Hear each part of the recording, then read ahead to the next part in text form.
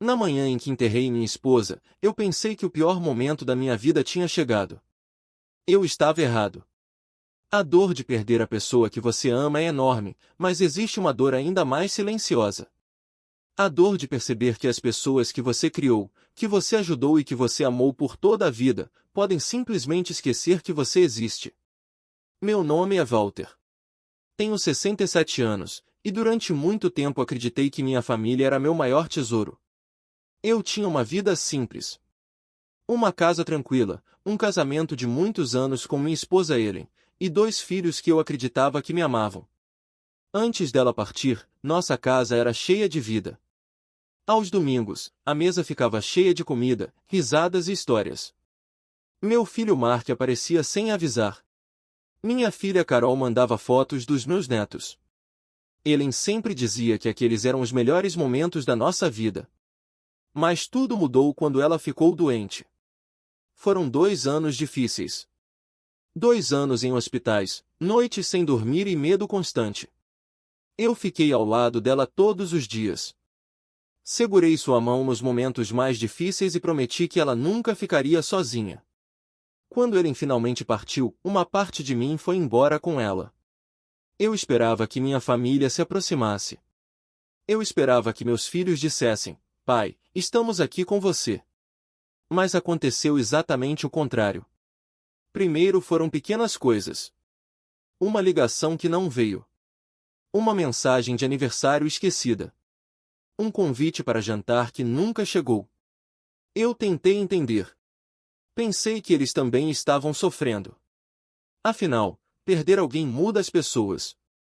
Então eu esperei. Uma semana virou um mês. Um mês virou um ano. E o silêncio continuou. Mesmo assim, eu não desisti. Eu cortava a grama da antiga casa da família quando visitava. Eu ligava nos aniversários. Eu aparecia na porta, mesmo sabendo que talvez ninguém abrisse. Por 10 anos, eu continuei tentando. 10 anos sem ouvir um simples "sentimos sua falta, pai." E o mais doloroso era que eles não tinham desaparecido completamente. Eles apareciam quando precisavam de alguma coisa. Principalmente quando o assunto era casa. Eu e Ellen tínhamos trabalhado a vida inteira. Não éramos ricos, mas fomos cuidadosos. Guardamos dinheiro, fizemos investimentos e construímos algo para o futuro. A família sabia disso. Eles sabiam sobre nossa casa, sobre nossas economias, sobre tudo o que poderíamos deixar. Mas quase nunca perguntavam como eu estava. Uma vez, minha filha Carol me ligou. Eu fiquei feliz, porque fazia meses que não ouvia a voz dela. Mas depois de alguns minutos, percebi algo estranho. Ela não perguntou se eu estava bem. Ela perguntou: "Pai, você já pensou no que vai fazer com a casa?" Apenas isso. Não era preocupação. Era interesse. Naquela noite, preparei meu jantar sozinho. Fiz a mesma comida que ele costumava fazer. Por hábito, coloquei 2 pratos na mesa. Quando percebi, fiquei parado olhando para aquele segundo prato vazio. Então eu tirei ele dali. Sentei em silêncio e olhei para as fotos antigas na parede. Minha família sorrindo. Momentos que pareciam pertencer a outra vida. Foi naquele momento que eu entendi algo que meu pai havia me ensinado anos atrás. As pessoas mostram quem realmente são. Você só precisa prestar atenção. E por 10 anos, as atitudes deles tinham mostrado a verdade. Naquela noite, eu não senti raiva. Eu senti paz. Porque finalmente parei de esperar que pessoas que tinham me esquecido lembrassem de mim. E foi aí que eu tomei uma decisão que mudaria tudo. Depois daquela noite, eu parei de tentar convencer minha família a me enxergar. Eu não liguei para Mark. Não mandei mensagem para Carol. Não fiz nenhuma reclamação. Apenas observei. Pela primeira vez em muitos anos, eu comecei a prestar atenção nas pequenas coisas. E quando você para de tentar justificar o comportamento das pessoas, você começa a enxergar a verdade. Meu filho Mark começou a fazer perguntas estranhas. Ele não perguntava sobre minha saúde. Não perguntava se eu estava dormindo bem. Ele queria saber sobre contas, documentos e planos para o futuro. Perguntas que um filho deveria fazer apenas depois de cuidar do pai. Não antes. Minha filha Carol também mudou.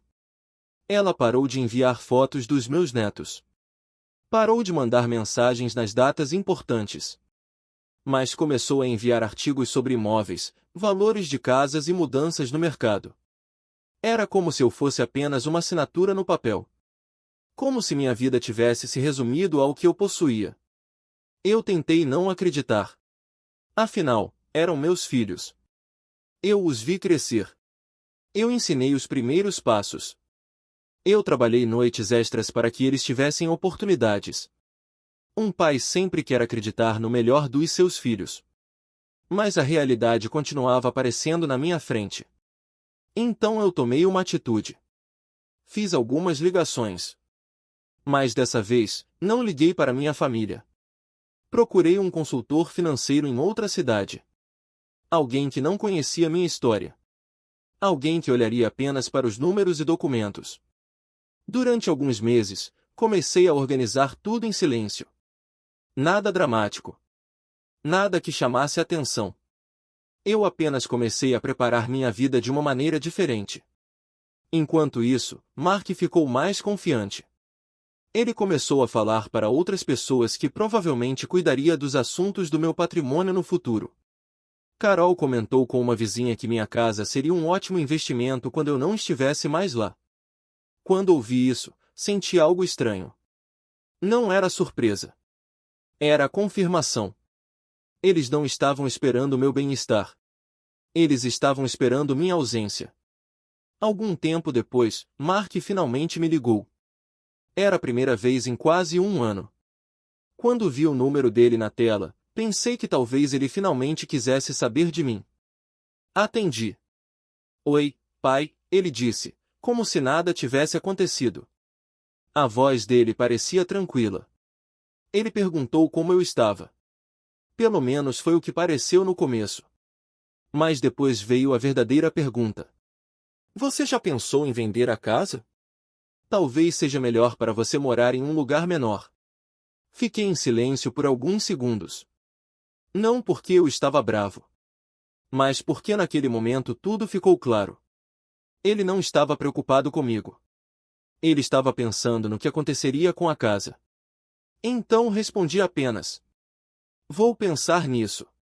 Desliguei o telefone e fiquei olhando pela janela. Durante anos eu tentei manter uma porta aberta para minha família. Mas eles só entravam quando queriam alguma coisa. Naquele dia, decidi que aquela porta seria fechada. Poucos meses depois, fiz algo que ninguém esperava. Vendi a casa. Sem anúncio. Sem avisar ninguém. Sem contar para meus filhos. Peguei apenas algumas coisas importantes. 2 malas. Algumas fotos antigas. E a aliança de casamento de Ellen. Aquela casa tinha muitas lembranças. Mas também carregava 10 anos de silêncio. Quando saí pela última vez, olhei para cada cômodo. A sala onde nós ríamos. A cozinha onde Ellen preparava comida. O lugar onde construí uma vida inteira. Eu não estava fugindo. Eu estava começando novamente. E pela primeira vez em 10 anos, eu escolhi a mim mesmo. Depois de vender minha casa, eu fui embora sem deixar nenhum endereço. Pela primeira vez em muitos anos, ninguém sabia onde eu estava. E foi estranho perceber uma coisa. Quando eu parei de procurar minha família, eles finalmente começaram a me procurar. Mas agora era tarde. Eu me mudei para uma pequena cidade perto do mar. Não era um lugar luxuoso. Era simples, tranquilo e exatamente o que eu precisava. Um apartamento pequeno. Uma vista bonita. E principalmente, paz. Durante anos, eu acordei pensando em quem iria me ligar. Agora eu acordava pensando no meu próprio dia. Eu caminhava pela praia todas as manhãs. Lia livros que ele sempre quis que eu lesse.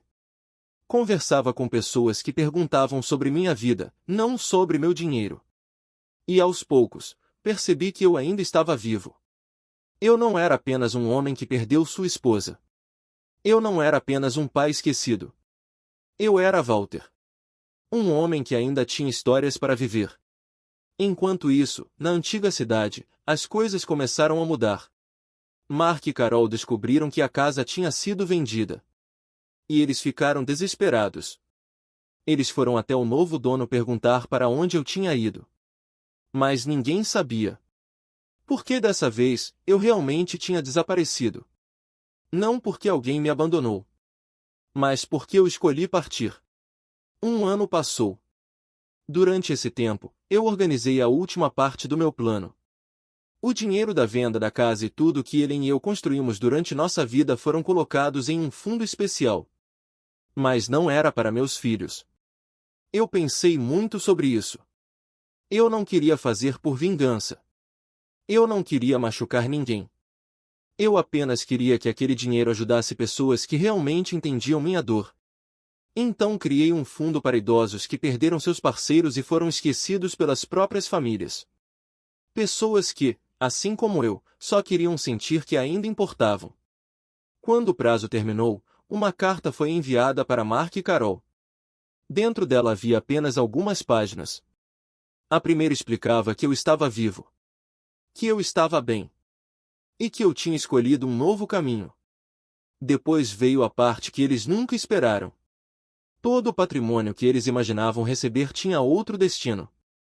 O dinheiro agora ajudaria pessoas que precisavam de apoio. Pessoas que sabiam o que era sentar sozinho em uma mesa e esperar uma ligação que nunca chegava. Na carta havia uma frase que dizia: seu pai esperou 10 anos por uma ligação que não fosse sobre dinheiro. Ela nunca aconteceu. Quando souberam disso, dizem que Carol chorou por muito tempo. Mark ficou sentado dentro do carro em silêncio. Talvez naquele momento eles finalmente entenderam o que tinham perdido. Não era uma casa. Não era uma herança. Era um pai. Nos meses seguintes, ouvi que os dois começaram a discutir. Cada um culpava o outro. Diziam que o outro deveria ter ligado mais. Que o outro deveria ter se importado. Mas algumas consequências não precisam de vingança. Elas simplesmente acontecem. Eu continuei minha vida perto do mar. Plantei um pequeno jardim. Fiz novas amizades. Participei de encontros com outros viúvos, pessoas que também estavam tentando recomeçar. E foi ali que eu encontrei algo que achei que nunca teria novamente. Paz. Hoje, quando olho para trás, percebo que tudo começou com uma coisa simples. Um telefone que parou de tocar. Uma família que parou de perguntar se eu estava bem. Mas aprendi uma lição importante. O seu valor nunca depende de quem lembra de você. Às vezes, a coisa mais forte que você pode fazer não é lutar contra quem te machucou. É escolher seguir em frente. Se você já se sentiu esquecido por alguém que deveria amar você, espero que essa história tenha lembrado uma coisa. Você ainda importa. Obrigado por ouvir minha história.